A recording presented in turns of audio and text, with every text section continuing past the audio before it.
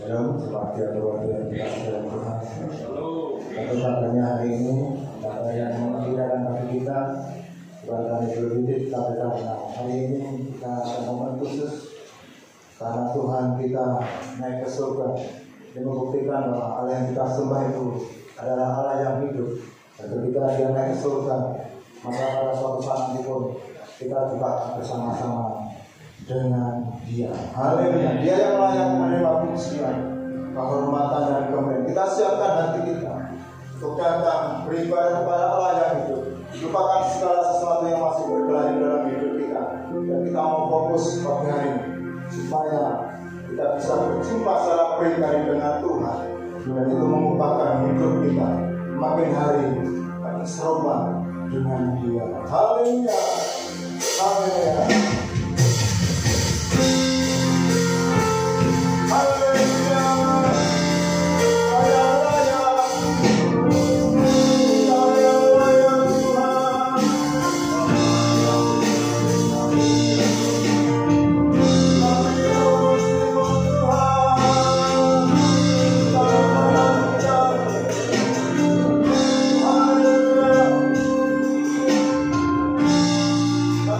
Sama-sama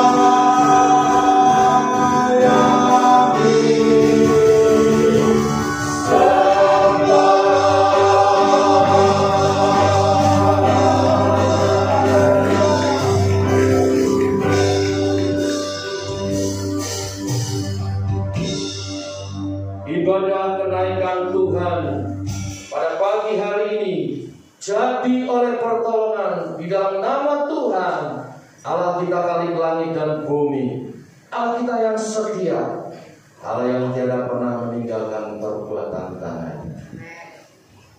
Terimalah salam dari Tuhan, rahmat dari Allah Bapa, kasih sayang dan kasih karunia dari Tuhan Yesus Kristus. Bapa, kami mengucap syukur di hari yang masyarakat Indonesia merayakan Idul Fitri, kami juga merayakan hari kenaikan Tuhan. Hari kenaikan Tuhan menyatakan Engkau adalah Tuhan yang berasal dari surga. Engkau kembali ke surga dalam kemuliaan Bapa, menyediakan tempat bagi kami, supaya setiap saat kami siap, kami bisa ke surga. Karena Tuhan sudah menyediakannya. Hari ini kami bersyukur, bersuka cita, sekaligus mengemban tugas amanat agung Tuhan untuk menjadi pewarta kabar keselamatan. Kami menyerahkan ibadah kami dari awal pertengahan sampai akhirnya. Semua yang ambil bagian Tuhan urapi. Dalam nama Tuhan Yesus kami berdoa. Amin. Dengan doa Bapak Ibu yang dikasihi Tuhan, saudara yang Tuhan, kemenangan sejati itu bukan karena kita melakukan sesuatu, tetapi kemenangan sejati ketika seseorang mati bangkit dan menyatakan dirinya, dan itu semua dilakukan oleh Allah kita yang kita sembah, yakni Tuhan kita Yesus Kristus. Oleh karena itu Dia yang layak menerima segala pujian, kehormatan, kemuliaan, dan juga keagungan. Haleluya bagi Dia. Haleluya. Haleluya. Haleluya.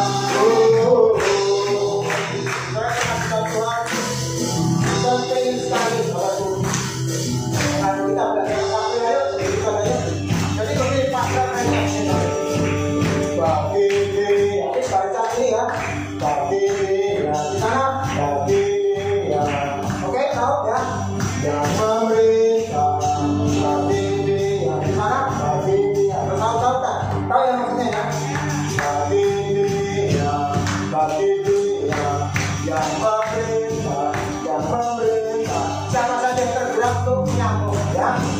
Yang layak terima yang salah ujian bareng yang habibi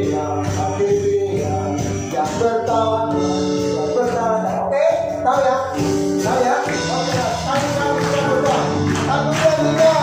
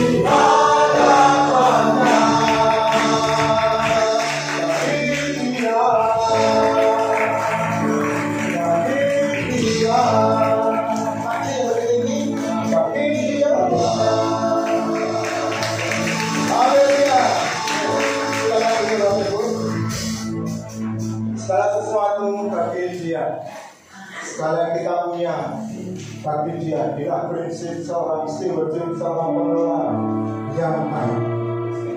Haleluya.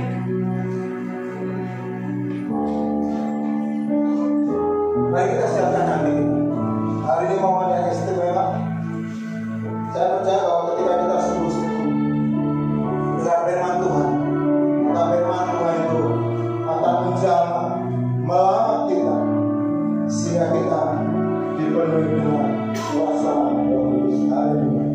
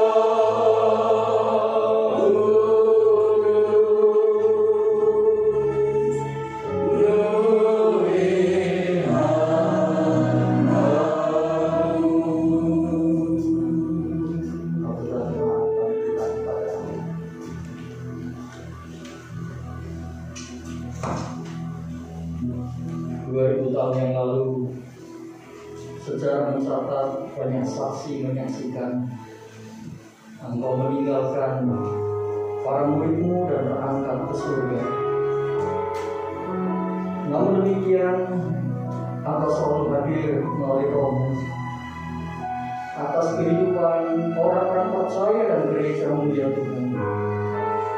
Saat ini, meskipun mata jasmani kami tidak melihat secara langsung akan peristiwa kenaikan, tapi kami percaya apa yang dicatat, yang ditulis, yang disaksikan oleh para murid-murid-Mu pada waktu itu. Dan kami adalah orang-orang, termasuk orang yang berbahagia, karena sekalipun kami tidak melihat, tapi kami percaya. Sebagaimana yang Kau katakan, berbahagialah orang yang percaya sekalipun tidak melihat.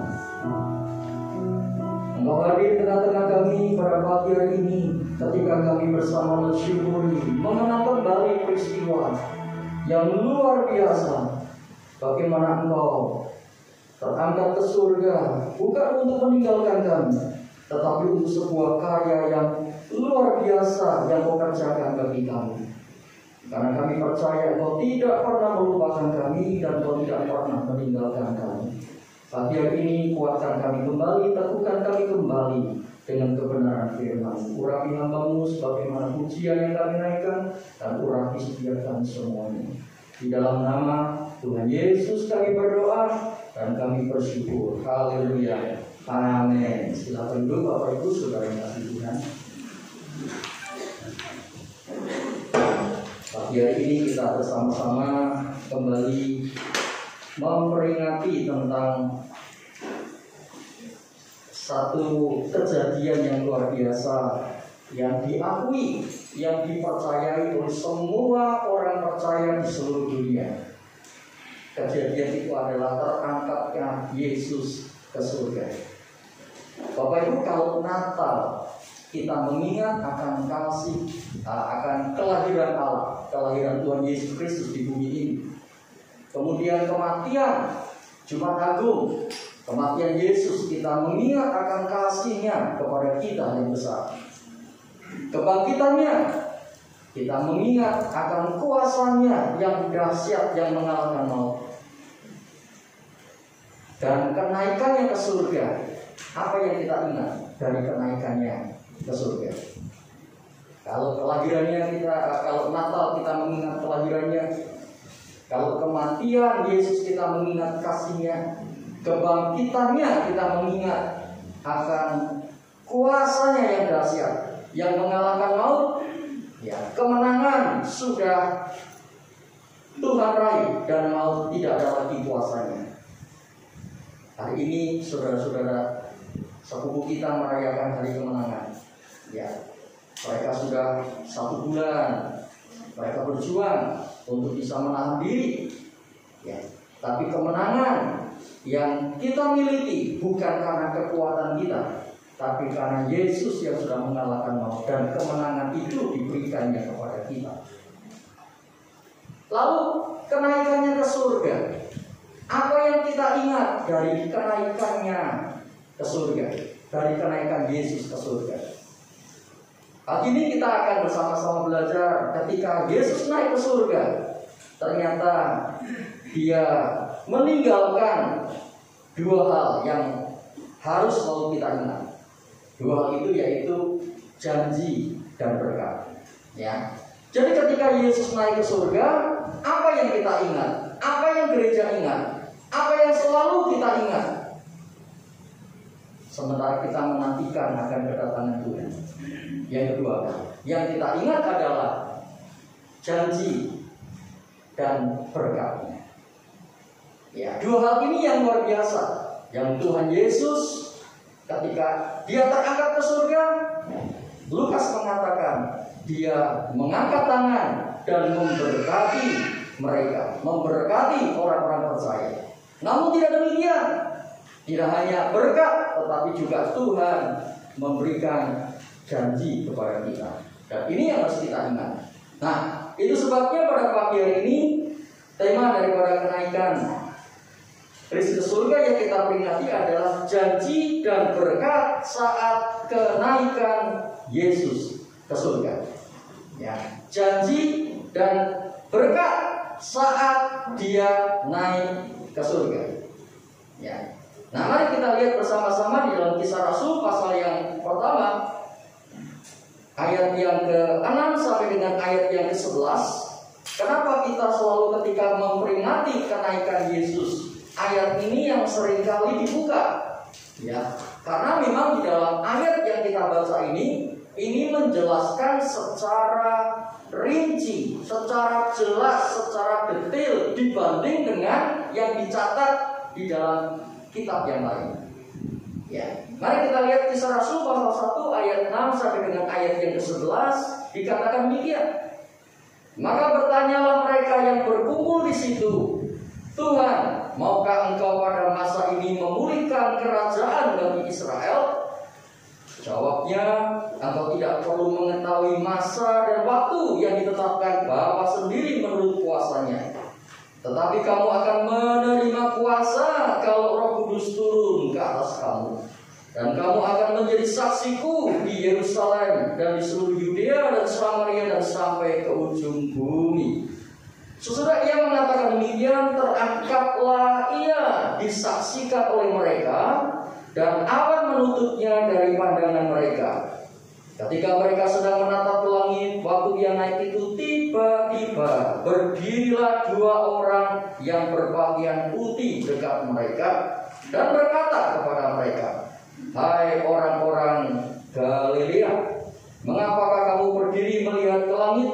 Yesus ini yang terangkat ke surga meninggalkan kamu akan datang kembali dengan cara yang sama seperti kamu melihat dia naik ke surga.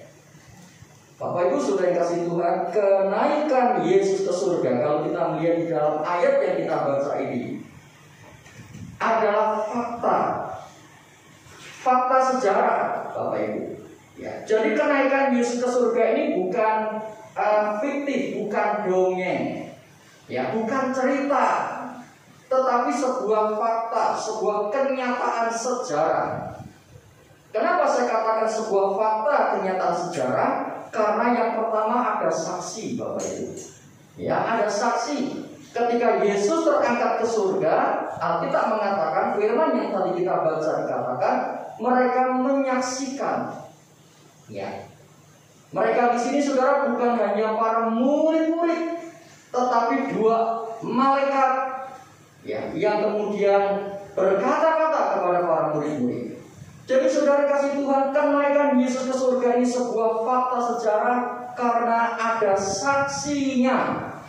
Ada yang menyaksikan, saudara, bukan satu atau dua orang, tapi banyak yang menyaksikan. Yang kedua, saudara, kenapa disebut sebagai fakta sejarah? Karena itu dicatat oleh seorang yang bernama Lukas. Lukas ini, saudara, adalah seorang tabib. Dia berupaya membukukan semua peristiwa sejak Yesus ini ada di bumi melayani sampai kemudian dia terangkat ke surga. Apa yang dicatat oleh Lukas ini kemudian diberikan kepada seorang Yunani yang bernama Theophilus. Saudara, seorang pejabat tinggi.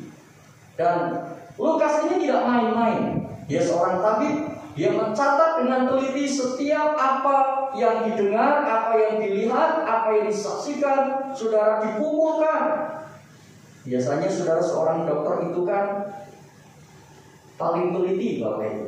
Ya, tidak main-main. Bikin resep pun, diagnosa pun juga tidak main-main. Ya, dan saya percaya Lukas sebagai seorang tabib juga tidak main-main ketika dia mencatat itu. Nah, apa yang dicatat ini, saudara, ini diberikan kepada seorang yang memiliki kuasa dari satu pemerintahan, pejabat, saudara. Itu sebabnya kenaikan Kristus ke surga ini merupakan bukti sejarah, fakta yang tidak bisa dibantah. Jadi iman kita atas peristiwa kenaikan ke surga bukan iman buta, Bukan iman saudara kosong, bukan iman oleh karena dari kata orang, tetapi saudara iman kita atas kenaikan Yesus ke surga didasarkan atas fakta sejarah. Yesus pernah lahir di bumi ini, dia mati, dia bangkit, dia naik ke surga. Jadi saudara kasih Tuhan, bisa dipertanggungjawabkan Bapak Ibu iman kita. Petrus mengatakan, apabila ada orang nanti meminta pertanggungjawaban imanmu, saudara, ini sesuatu saudara kasih Tuhan yang penting sekali di tengah-tengah dunia yang saat ini sedang mencari kebenaran, ditelusuri kebenaran, sampai sejauh mana kebenaran yang diyakini oleh seseorang. Saudara, media sosial ini salah satu yang dipakai saudara untuk membuktikan sebuah kebenaran yang mungkin saudara kasih Tuhan tidak diketahui selama berabad-abad, atau bahkan membuktikan sebuah kebohongan yang dipercayai selama berabad-abad nanti akan dibuka saudara. Kita tidak takut saudara. Alkitab adalah sebuah kitab yang diterjemahkan dengan ribuan bahasa dan tidak takut saudara untuk ditelusuri keasliannya. Kalau saudara kita masih meragukan akan hal ini, iman kita tidak kuat tumbuhannya. Tapi kalau kita saudara tahu sadar bahwa iman kita didasarkan dan berdiri di atas kebenaran sejarah, kita jangan takut. Iman kita bukan di atas dasarkan sebuah kebohongan, sebuah cerita, dongeng saudara. Tapi iman kita didasarkan kepada sebuah fakta sejarah. Ada saksi, bukan 1-2 orang, ada yang mencatat. Dan bukan hanya itu saja, bukti yang tidak bisa terbantahkan adalah banyaknya ribuan orang yang hidupnya diubah oleh Tuhan sendiri, oleh karena mereka percaya kepada firman Tuhan. Ya, saudara, ini yang pertama, bahwa kenaikan Yesus ke surga adalah fakta sejarah karena ada saksi dan dicatat oleh Lukas. Kemudian kenaikannya ke surga ini juga membuktikan Yesus secara fisik, Bapak Ibu, bukan secara roh, secara fisik. Ya, itu saudara hidup selama-lamanya dan menjadi perantara atau imam besar agung kita. Jadi kenaikan Yesus ke surga ini bukan secara roh, tetapi secara fisik dengan tubuh kemuliaan. Dengan tubuh saudara fisik, tapi bukan fisik yang seperti yang kita punya ini, ya, tapi fisik yang sudah diubahkan dan tidak bisa berubah fisiknya. Dan ini juga menjadi sebuah dasar iman kita. Ketika Paulus mengatakan, yang aku kehendaki adalah mengenal Dia dalam kuasa penderitaannya dan akhirnya aku menerima juga kebangkitannya dari antara orang mati. Saudara, ini harapan kita, saudara, yang luar biasa. Kalau saudara mengharapkan jadi orang kaya, semua orang juga mengharapkan jadi orang kaya, saudara, itu harapan yang biasa dan itu harapan yang tidak luar biasa. Kalau seandainya betul-betul harapannya tercapai jadi orang kaya, itu pun juga tidak luar biasa. Banyak orang yang kaya kemudian stres, saudara, ya, bahkan cepat mati. Tapi saudara, kalau harapan kita adalah kebangkitan dari antara orang mati, fisik kita ini yang kemudian suatu saat hancur karena kematian, tapi kemudian Tuhan akan memberikan kepada kita tubuh yang baru, tubuh kemuliaan yang tidak pernah bisa rusak, saudara. Dan saudara akan tetap muda terus, ya, saudara. Tapi bukan berarti saudara kasih Tuhan, wah nanti enak ya di surga, kita bisa milih ya mana-mana, kita bisa happy seperti dunia ini, seperti yang diyakini saudara oleh kalangan yang lain. Ya, tidak, di surga sana sekalipun tubuhnya seperti ini, tapi sudah tidak ada keinginan seperti keinginan kita di bumi ini. Ya, sudah, keinginan untuk dosa itu tidak ada. Keinginan hawa nafsu itu sudah ada, saudara. Ini luar biasa. Kebangkitan Yesus, kenaikan Yesus itu secara fisik hidup selama-lamanya, dan Dia yang naik ke surga itu menjadi perantara, menjadi imam besar bagi kita, saudara. Karena kita masih di bumi ini, kita seringkali masih menghadapi tuduhan-tuduhan, ya, latar belakang masa lalu, peristiwa-peristiwa buruk, saudara, yang masih disimpan rapat oleh iblis dan dijadikan, saudara, untuk melemahkan iman kita. Tuduhan-tuduhan yang mengatakan kamu kan kayak gini, hidupmu kayak gini, Tuhan sudah tidak mau sayang lagi dengan kamu, dan seterusnya dijadikan dakwaan. Tapi Yesus yang sudah naik ke surga menjadi imam besar kita, Dia menjadi pembela kita di hadapan Allah. Yesus, saudara, perantara kita, imam besar agung kita, saudara, yang bukan membawa darah binatang, tapi Dia bawa darahnya sendiri. Itu sebabnya kebenaran kita bukan atas dasar perbuatan kita, tapi kebenaran kita karena darah Yesus yang sudah tercurah bagi kita. Allah memandang kita, Dia memandang Yesus, karena kita di dalam Dia, kita dibenarkan. Itu sebabnya kepastian keselamatan yang kita miliki itu pasti, bukan karena kekuatan kita, tapi karena Yesus sudah bayar itu semuanya. Bapak Ibu saudara kasih Tuhan, melalui kenaikannya juga kita memiliki berkat. Ya, tadi sudah saya katakan, kita mengingat dari kenaikan Yesus ini apa, saudara? Berkat. Rupa-rupanya ketika Yesus naik ke surga, Dia tinggalkan berkat. Saudara bisa baca itu dalam Lukas pasal 24 ayat 50 sampai dengan 51. Ketika Dia terangkat ke surga, tangannya terangkat dan Dia memberkati mereka. Ternyata, saudara, Tuhan tidak meninggalkan orang-orang percaya di bumi ini dengan hidup ngoyo, hidup hampa, hidup kosong. Tidak. Tuhan tahu kita membutuhkan berkat. Tuhan tahu kita membutuhkan, saudara, sesuatu yang harus kita miliki selama kita masih ada di bumi ini. Dan Tuhan menyediakan itu, Bapak. Jadi jangan khawatir, karena kenaikan Yesus ini, saudara, meninggalkan berkat bagi kita. Kita saat ini sedang hidup di dalam berkat Tuhan, Bapak Ibu. Ya, berkat Tuhan. Dan itu yang harus kita imani. Ya, bahwa hidup saya ini adalah hidup di dalam berkat. Apapun keadaannya, apapun situasinya, tidak pernah menghilangkan berkat Tuhan atas kita. Karena berkat yang Tuhan tinggalkan itu bukan atas dasar kekuatan kita, tapi atas dasar kemurahan dan kasih-Nya atas kita. Dia tinggalkan berkat bagi kita. Lalu saudara kasih Tuhan,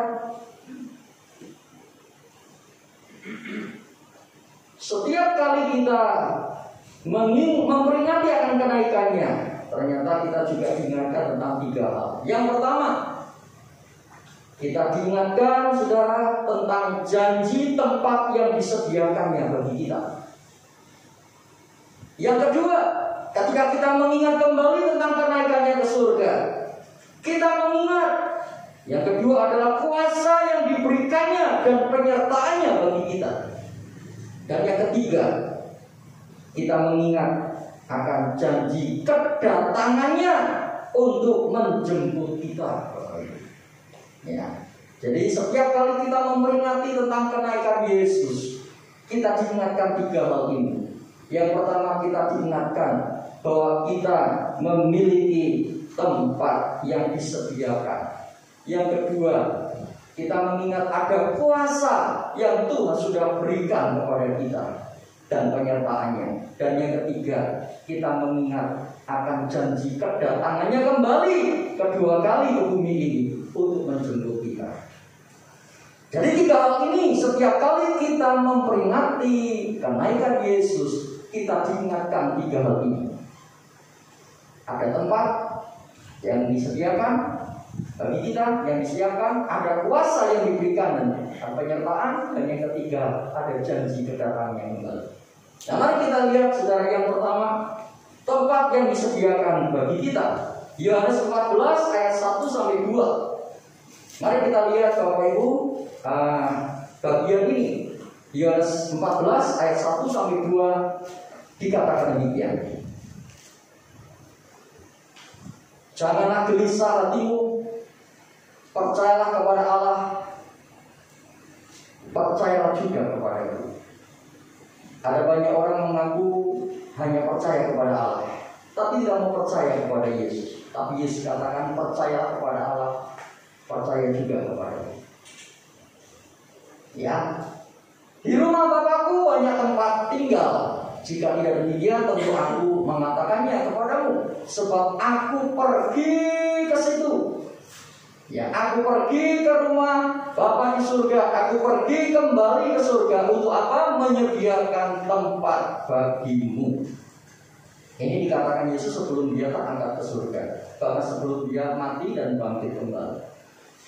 Ya. Saudara, ini yang pertama. Kita mengingat akan tempat yang disediakannya bagi kita. Dan tempat itu bernama surga. Ya, tempat itu bernama surga. Sementara orang, saudara, berlomba-lomba menginginkan, merindukan supaya bisa berada di surga. Itu aja dengan perjuangan yang luar biasa. Ya, Bapak Ibu. Dengan susah payah. Dan belum tentu juga mereka yakin mereka ada di sana. Tapi saudara kasih Tuhan, Yesus yang berasal dari surga, Dia firman yang kemudian menjadi manusia. Dia melayani, menebus. Misi yang pertama adalah menyelesaikan dosa manusia, yang menjadi pemisah antara manusia dengan Allah, yang membawa manusia upahnya adalah maut kebinasaan, dibayar lunas, diselesaikannya, karena tidak seorang pun di dunia ini yang bisa melakukan hal itu. Tuhan Yesus selesaikan semuanya. Dan setelah itu Dia berikan anugerah. Bukan hanya keselamatan, tetapi Dia berikan tempat di surga. Bukan hanya pengampunan dosa, tapi Tuhan sediakan tempat di surga. Saudara, di tengah-tengah dunia yang banyak yang beredar kabar-kabar bohong, ya, banyak yang orang kemudian tidak yakin, saudara. Akhirnya ketika diberitahu ada firman yang mengatakan Tuhan menyediakan tempat di surga, mereka pun juga tidak percaya. Oh iya loh, kenyataannya di bumi saja saya banyak dibohongin loh. Kenyataannya di bumi saja, saudara, wah saya banyak ditipu kok. Saudara, akhirnya konsep seperti itu, pemikiran seperti itu, saudara, dikaitkan juga dengan Tuhan. Ya, tidak mungkin lah. Ya, saudara, hal itulah yang kemudian menyebabkan orang tidak percaya. Tapi saya mau katakan, saudara, bahwa surga yang disediakan oleh Tuhan kepada kita itu bukan didasarkan karena perbuatan kita, bukan didasarkan karena upaya kita bisa membayar supaya kita punya tiket ke surga. Tidak. Tapi itu Tuhan sediakan bagi kita. Tuhan sudah berikan itu kepada kita. Karena memang keinginannya dalam 1 Petrus dituliskan, Tuhan tidak menghendaki satu orang pun binasa. Dia ingin supaya semua orang itu diselamatkan. Itu keinginannya, Bapak. Tuhan mempermudah apa yang dianggap sulit oleh manusia. Tuhan mempermudah apa yang dianggap mustahil bagi manusia, yaitu surga. Kalau kita secara jasmani saja mau masuk, saudara, ke tempat kediamannya bupati, tidak usah jauh-jauh bupati, saudara, itu tidak gampang, saudara. Ya toh? Wah, kita mau, aku kan warga Purworejo, KTP Purworejo, aku punya hak untuk pergi ke rumah bupati, tidak, saudara. Gak bisa, saudara, ada syarat-syarat.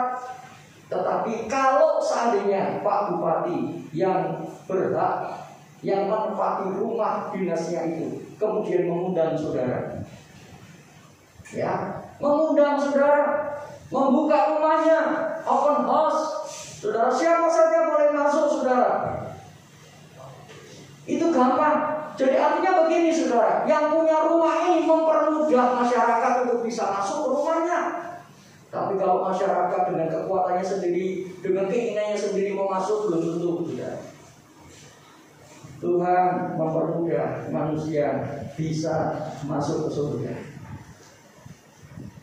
Dan Yesus katakan, aku jalan, kebenaran, dan kehidupan. Tempat itu namanya surga. Tuhan sediakan bagi kita. Bukankah ini merupakan sukacita bagi kita? Saudara, bukankah ini yang menjadi harapan kita? Ya, ucapan syukur kita yang tiada pernah henti-hentinya. Tuhan, siapakah aku ini? Sehingga Engkau mau Tuhan memberikan surga-Mu bagiku. Siapa aku ini Tuhan? Kalau bukan karena anugerah dan berkat itu. Tak bisa. Saudara kasih Tuhan, tempat itu namanya surga. Tempat itu kekal dan abadi, saudara. Kalau di bumi ini, saudara, rumah kita di bumi ini tidak kekal dan tidak abadi. Ya, baik rumah fisik tempat tinggal kita maupun tubuh kita ini tidak kekal dan abadi. Tapi saudara, Tuhan berjanji menyediakan tempat yang namanya surga dan itu kekal dan abadi. Tidak ada batasan waktunya, tidak ada expirednya, tidak ada kontraknya. Oh, tinggal hanya 100 tahun saja ya. Kemudian setelah itu ya diperpanjang lagi, ada syarat-syaratnya. Enggak, saudara. Selama-lamanya kita bersama dengan Dia, dan itulah kehidupan yang sesungguhnya. Kehidupan yang sesungguhnya bukan di bumi ini loh Bapak Ibu. Bukan. Saudara, saya mau katakan kehidupan kita yang sesungguhnya ini bukan di bumi ini. Bukan, saudara. Kehidupan kita yang sesungguhnya itu yaitu, saudara, nanti bersama-sama dengan Dia. Itulah kehidupan yang sesungguhnya. Karena apa, saudara? Selama-lamanya. Kehidupan kita di bumi ini hanya seperti uap dan asap.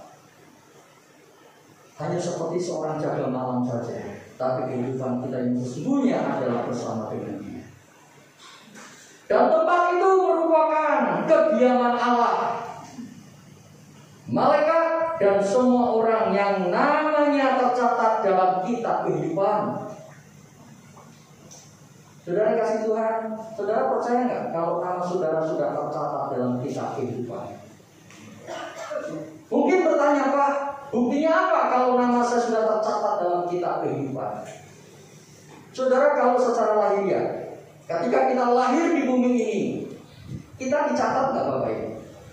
Setiap orang yang lahir di bumi ini selalu dicatat loh Bapak Ibu.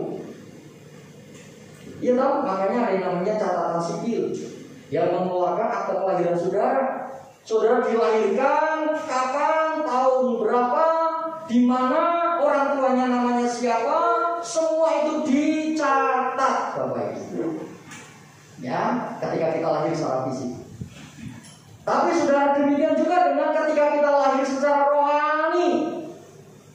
Yohanes pasal yang ketiga, Yesus mengatakan barang siapa tidak dilahirkan kembali, dia tidak akan masuk ke dalam kerajaan surga.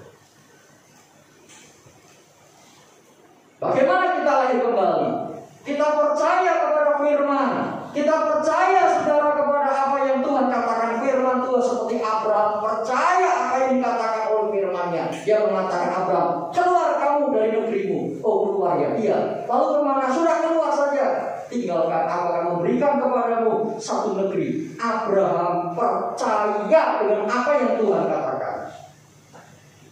Ketika kita percaya dengan firman Tuhan, ya, bahwa dosa-dosa kita, Yesus datang menebus dosa kita, membayar dosa kita. Kita percaya bahwa kita tidak mungkin bisa bayar dosa kita. Kita tidak akan mungkin bisa menebus dosa kita. Kita percaya Dialah juru selamat dunia, Dialah penebus dosa kita. Ketika kita percaya, Roh Kudus melahirkan kita kembali secara roh. Dan ketika kita lahir kembali, kita dicatat nggak Bapak? Kita dicatat. Ya, lah ini surga ini tempat kediaman Allah, tempat kediaman para malaikat, dan tempat kediaman semua orang yang namanya tercatat dalam kitab kehidupan. Dalam kitab Wahyu, kalau saudara nanti lihat, orang yang namanya tidak tercatat dalam kitab kehidupan tidak berada di sana. Tidak ada kita. Itu sebenarnya pastikan nama kita sudah tercatat dalam kitab kehidupan. Saudara, terus kemudian tempat itu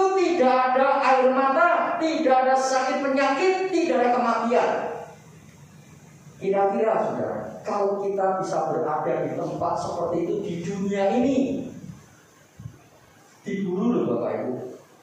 Mana tempat di dunia ini yang tidak ada yang namanya air mata? Mana tempat di dunia ini yang namanya tidak ada penyakit, tidak ada yang namanya kematian? Pasti diburu Bapak Ibu.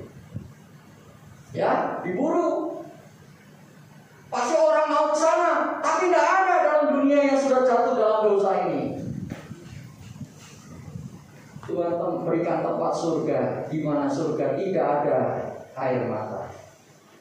Saudara tidak akan pernah bisa nangis di sana. Saudara tidak akan pernah nangis di sana. Tidak ada air mata.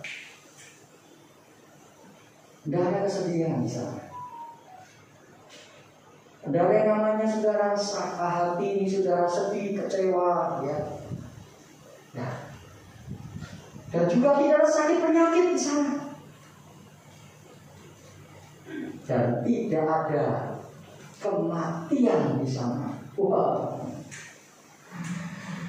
Aduh, saudara. Saudara bisa membayangkan? Dulu terkenal ketika saya SMP sebuah lagu yang dinyanyikan sama Stevie Wonder, Imagine. Nah, ada yang bisa lagu itu, bayangkan di dunia ada perang, bayangkan di dunia ada kejahatan, bayangkan dalam dunia ini tidak ada perselisihan. Imagine, bayangkan itu. Wah, ketika kita membayangkan itu indah sekali ya. Tapi ketika kita buka mata, ternyata jauh dari apa yang kita bayangkan. Tapi mari kita bayangkan surga. Ya, sudah memang itu tidak ada di bumi, itu ada di surga. Nah, kita disediakan tempat, ada janji dari Tuhan akan hal ini. Bapak Ibu, ini yang pertama. Ketika kita memperingati kenaikan Yesus, yang pertama kita mengingat ada tempat yang disediakan bagi kita. Yang kedua, Bapak Ibu, kita mengingat ada kuasa yang diberikan kepada kita. Kisah Rasul 1 ayat 8. Mari kita lihat. Tetapi kamu akan menerima kuasa kalau Roh Kudus turun ke atas kamu, dan kamu akan menjadi saksiku di Yerusalem, di seluruh Yudea, Samaria, dan sampai ke ujung bumi. Tuhan berkata, aku naik ke surga, kamu akan terima kuasa. Ya, dalam bahasa asli kuasa di sini itu dunamos. Tapi dalam Yohanes 1 ayat yang ke-12 ada juga kuasa, tapi menggunakan kata ekousia. Ya, dalam Yohanes 1 ayat 12 kuasa yang menggunakan kata ekousia ini kuasa menjadi anak Allah. Kita diadopsi, kita diangkat, kita diakui sebagai anak Allah. Yohanes 1 ayat 12. Tetapi saudara, dalam Kisah Rasul pasal yang ke-8 ini kita diberikan kuasa dunamos, ya, dunamos, kekuatan saudara yang luar biasa. Sudah ada kuasa yang Tuhan taruh dalam dirinya, dalam diri kita. Ya. Sama seperti sebuah mobil, ya, yang sudah di dalamnya ditaruh kemampuan untuk bisa berlari saudara, sampai 200 km per jam atau 250 km per jam. Sudah ditaruh di dalamnya kapasitas untuk lari kayak gitu, saudara. Tapi sekarang tergantung daripada yang mati ya. Wah, kalau enggak, saya nggak mau lah. Ya, jalannya 50 aja lah, 50 aja lah. Ya, walaupun nggak macet saudara, walaupun saudara ada di dalam jalan di persahabatan, jalan tol, tidak apa-apa lah, 50-70 aja lah. Padahal saudara, kemampuan mobil itu saudara bisa gunakan sampai 250 km per jam. Kira-kira saudara kalau dari sini ke Surabaya cuma butuh waktu 2 jam atau tidak sampai. kalau memang digunakan kekuatan atau kuasa kemampuan daripada mobil. Ya. Setiap orang percaya bukan hanya dijanjikan tempat di surga, tetapi juga Tuhan berikan yang namanya dunamos exousia. Kuasa, saudara. Kuasa apa? Kuasa untuk memulihkan. Yesus mengatakan usir setan-setan, doakan orang sakit. Itu saudara, kuasa Tuhan berikan. Lalu kuasa saudara itu apa? Kuasa untuk menjadi saksi. Tadi dikatakan dalam Kisah Rasul 1:8 kan. Kuasa untuk menjadi saksi. Saksi melalui perkataan kita. Sebabnya hati-hati ya saudara, karena Tuhan sudah beri kita kuasa. Bukan hanya kita melayani dan ada kuasa yang menyertai, tetapi ketika kita berkata-kata, ketika kita mengucapkan, Tuhan sudah taruh juga kuasa di dalamnya. Dalam kitab Roma dikatakan firman itu dekat, ada di dalam hatimu. Firman itu dekat dengan mulutmu, yaitu firman kehidupan. Tuhan ngomong sama Yosua, perkatakan itu siang dan malam. Setiap kamu menghadapi apa saja, jangan lupa ucapkan itu siang dan malam. Perkatakan firman itu siang dan malam. Saudara, Tuhan memberi kuasa untuk jadi saksi melalui perkataan kita dan juga lewat perbuatan kita.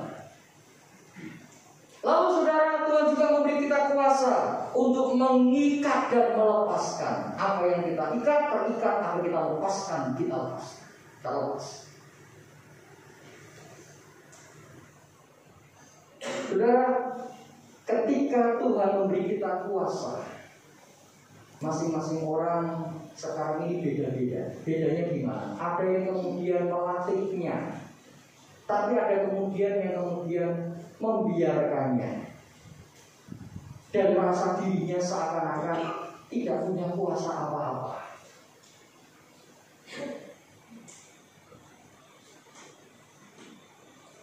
Kita harus melatih itu, karena kalau tidak, kuasa itu tidak bekerja dalam diri kita. Kita harus terus melatih. Saudara ingat ketika pertama kali belajar naik sepeda atau belajar naik motor, tidak langsung begitu naik langsung bisa saudara jalan, enggak, ya. Tapi kemampuan untuk saudara menggunakan sepeda itu sudah ada dalam diri saudara. Kemampuan untuk menggunakan sepeda motor itu sudah ada dalam diri saudara. Tapi kalau ketika kali kita mau menggunakan sepeda atau menggunakan sepeda motor, kita masih ragu-ragu, aku tidak bisa ini, jatuh nanti pasti nabrak nanti, ya, wah tidak bisa lah, ya selamanya saudara tidak akan bisa, walaupun saudara punya kemampuan untuk bisa. Itu sebabnya saudara, kita mesti gunakan itu, rilis akan kuasa itu, jangan takut. Atau sakit, doakan karena Tuhan sudah memberi kuasa. Kalau lihat saudaramu sakit, saudaramu kerasukan, saudaramu terikat, gunakan itu saudara, karena di dalammu sudah ada Tuhan beri kemampuan untuk itu. Jadi jangan kita kemudian sedikit bergantung, sedikit saudara, enggak mau siapakah saya ini saudara di dalam Kristus. Dia kepala kita anggota tubuhnya. Mengalir dari kepala itu kuasa. Dan kita harus mau melatih dan menggunakannya. Ya. Jadi kalau kita menyadari hal itu, kita diminta, Pak, rumah saya antre, Pak. Mana? Doakan, Pak. Ya jangan pikir, jangan saya siapa, enggak, saudara diberi kuasa dalam nama Yesus. Ya, nanti kita lihat bahwa kuasa itu bekerja dengan 3 hal. Yang pertama lewat Roh Kudus, yang kedua lewat firman, yang ketiga lewat nama Yesus. Tidak ada di luar 3 hal ini. Kita sudah ada Roh Kudus dalam diri kita. Yang kedua, firman yang harus ada dalam pikiran dan hati kita. Karena kuasa itu bekerja ketika firman itu terus-menerus kita ucapkan. kita katakan, kita renungkan. Dan kuasa itu bekerja ketika nama Yesus itu digunakan. Jadi Tuhan beri kita kuasa, Bapak Ibu, power, dinamos. Ya, kita mesti percaya itu, karena itu yang Tuhan katakan. Sama seperti ketika kita mempercayai keselamatan. Kalau nanti kita mati, kita masuk surga, kenapa kita tidak ragu-ragu karena itu? Tapi kenapa terhadap kuasa kita ragu-ragu? Kalau engkau yakin, engkau selamat, mati masuk surga, engkau pun harus yakin Tuhan beri engkau kuasa. Sama seperti keyakinan kita akan keselamatan. Ya, jadi doakan orang yang dalam keadaan apapun. Ini kuasa saudara untuk memulihkan, menjadi saksi, mengikat, melepaskan. Dan kuasa itu diberikan bekerja melalui Roh Kudus, firman dan nama Yesus. Dan yang ketiga, yang terakhir Bapak Ibu, kita mengingat apa? Yaitu ketika kita mengingat akan kenaikan Yesus. Ketiga, kita mengingat akan janji kedatangannya untuk menjemput kita kembali. Oh, ternyata Tuhan janji untuk jemput kita. Ya, Tuhan janji untuk jemput kita. Saya ini beberapa kali ketika pergi gitu ya, bepergian ke satu tempat yang saya tidak tahu, ya, ke satu negara yang saya mungkin tidak tahu seluk-beluknya, ya, dan lain sebagainya. Saudara, ketika sudah ada di bandara, saya tidak takut karena saya sudah dijemput. Enak ya, sudah dijemput, sudah ada. Kalau bukan orangnya sendiri yang mengundang, ada orang yang disuruh untuk menjemput. Tujuannya apa? Ya supaya tidak kesasar sampai saudara. Enggak cuma dijemput Bapak Ibu. Ditanya, Pak, sudah makan belum? Oh belum. Sebelum ke tempat itu diajak makan dulu. Iya, saudara. Enggak cuma itu saudara.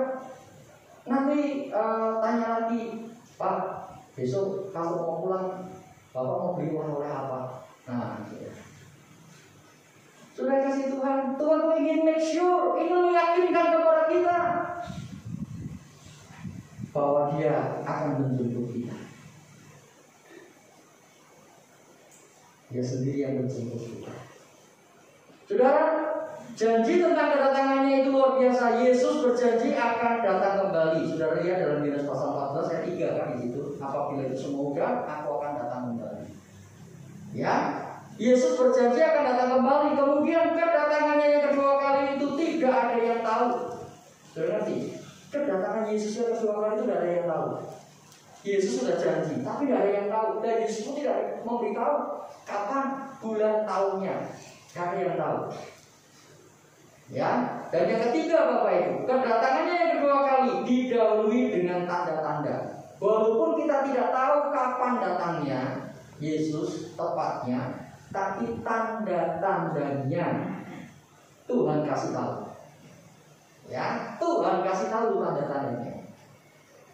Bangsa bangkit, lawan bangsa, akan ada banyak gempa bumi, ya, kelaparan di mana-mana, peperangan, nabi-nabi palsu, penyesat, ya, keadaan makin sulit, saudara. Saya mau tanya, itu semua kriteria tanda-tanda itu kita lihat dari depan mata kita?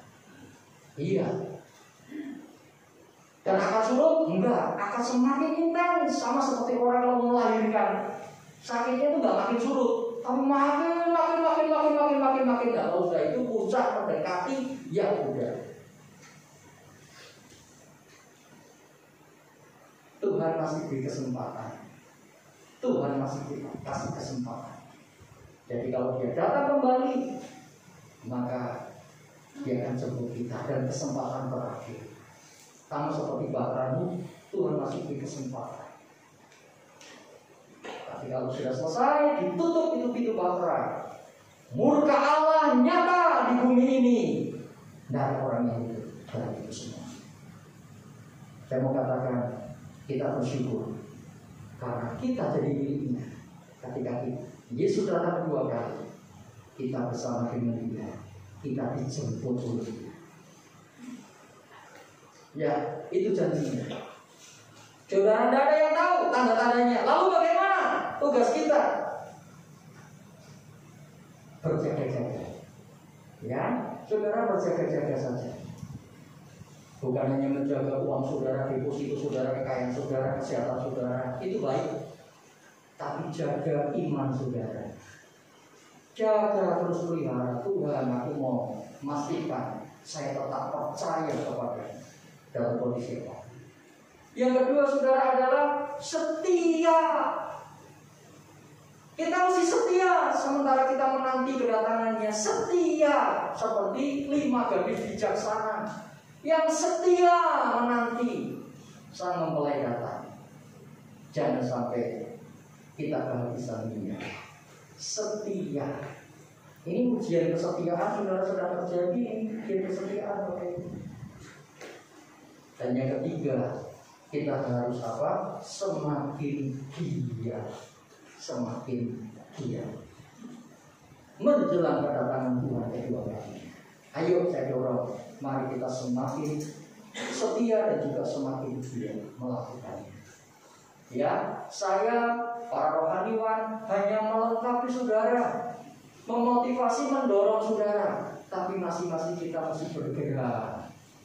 Ya, kita bergerak di daerah kita masing-masing, kita bergerak saudara di komunitas kita yang terdekat. Kita bergerak. Kita semuanya pekerja-pekerja Tuhan harus kita gunakan kesempatan. Mari pagi hari ini ketika kita mengingat akan kenaikan Yesus, kita mengingat juga. Yang pertama kita mengingat tempat yang Tuhan sediakan. Yang kedua kita mengingat kuasa yang sudah Tuhan berikan dalam diri kita. Dan yang ketiga kita mengingat Dia akan datang kembali yang kedua. Mari kita datang kepada Tuhan. Kita akan bangkit berdiri bersama-sama. Kita akan angkat pujian tadi sebelum firman. Haleluya. Datanglah sekarang penyembahan dengan kuasa. Saudara kasih Tuhan, kita semuanya sudah dilengkapi dengan kuasa dari tempat yang lain. Kita semuanya sudah diperlengkapi. Tidak ada yang tidak. Mari kita gunakan itu. Haleluya. Yesus Tuhan ditinggikan, ada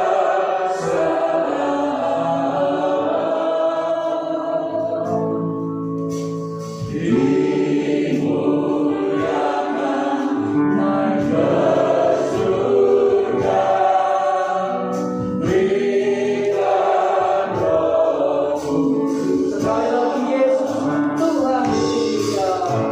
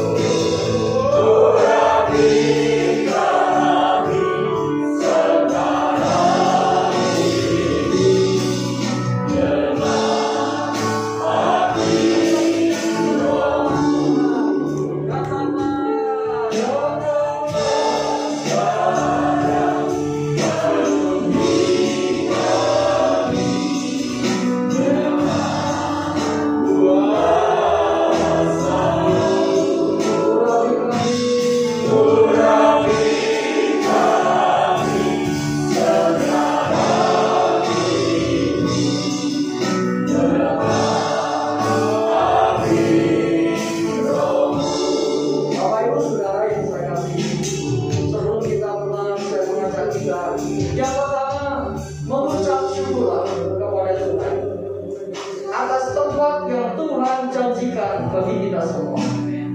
Yang pertama, bersyukurlah kepada Tuhan. Ayo bersyukur kepada Dia.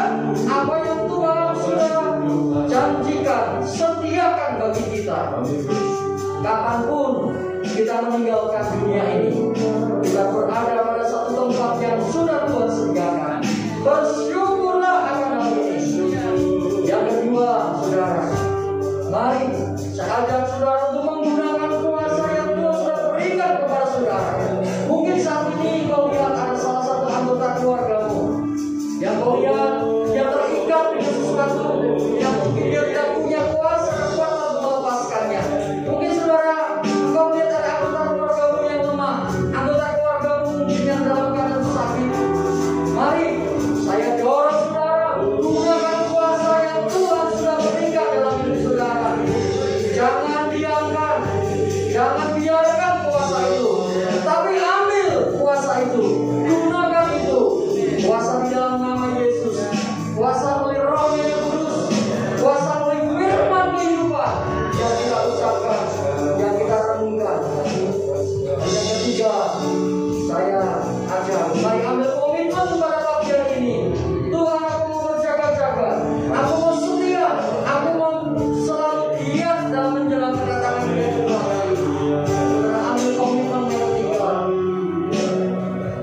Hari ini kalau kita memperingati tentang kenaikan Yesus, bukan sekedar seremonial, bukan sekedar upacara, bukan sekedar ibadah untuk mengingat, tapi kita kembali harus bergerak menjalankan kata Tuhan kedua kalinya. Haleluya.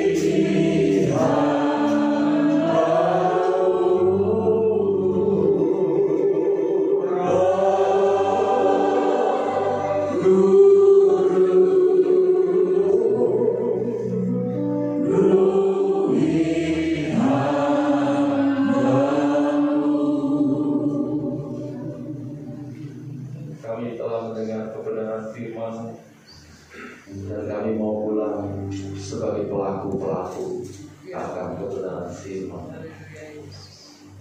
Engkau kembali ke surga untuk menyediakan tempat bagi kami. Peristiwa engkau kembali ke surga terangkat adalah satu kepastian panggilan orang-orang percaya. Kami menuju Allah, yang benar, Allah kekekalan. Dan selama kami ada di dunia ini, ada satu tugas misi dari Tuhan yang kami harus nyatakan, berita keselamatan bagi setiap orang. Dan Engkau menyertai kami dengan tanda-tanda, dengan kuasa. Ini kami umat-Mu, ini kami hamba-hamba-Mu. Pakailah seturut kehendak-Mu. Dan tanda-tanda mujizat akan menyertai orang sakit disembuhkan. Ada pemulihan, ada pertolongan. Kami mengusir setan demi nama-Mu. Dan penuh dengan kuasa yang daripada-Mu. Lenyapkan kelemahan, menyatakan kuasa Tuhan dan kemuliaan. Saudara, mari kita pulang membawa berkatnya. Arahkan hatimu kepada Tuhan, terimalah berkat, rahmat dari Allah Bapa, kasih sayang dan kasih karunia Tuhan Yesus Kristus di dalam persekutuan dengan Allah Roh Kudus menyertai saudara sekarang sampai maranatha Tuhan datang kembali. Amin.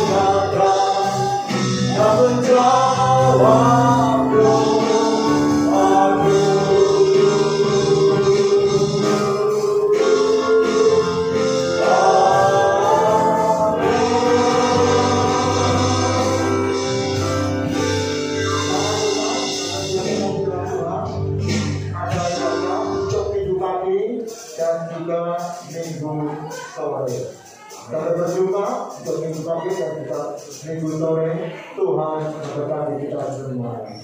Haleluya.